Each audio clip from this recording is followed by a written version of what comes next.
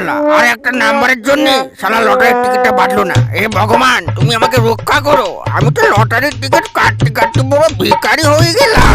কিরে মদন, তুই এমন শুকায় বসে আছিস কে? আর কিছু না কালু, সেমন কিছু না, ওই বাড়ির প্রবলেম। আচ্ছা, তোর বাড়ির প্রবলেম? মিথ্যে কথা কইসনি, তোর কিছু হয়েছে বুঝলি? ওরে কালু কালু, আরে সেমন কিছু না, ওরে তুই বুঝতে পারছিস না, ওই আমার একটু মন খারাপ। আমি বুঝতে পেরেছি, তোর এবারও লটারির টিকিট বাঁধিনি। ওরে কালু, তোর কি কব, আর একটু কারিকের জন্য পুশ করে পুঙার গুড়া দিয়ে 1 কোটি টাকা বেরিয়ে গেল। কি বলছিস?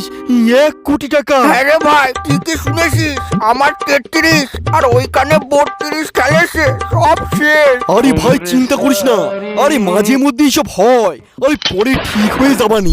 মাল ঠিক হয়ে যাবে না। বিগত 15 বছর ধরে আমি লটারির টিকিট কাটছি, কি বাদে ওই 2000 1500 বাল আর কাটবো না। ব্যাপারটা ঠিক সুবিধের মনে হচ্ছে না। কালু আর মদন মিলে কিছু একটা পেঁচাচ্ছে। কিরে কালু, কিসের গল্প চলছে?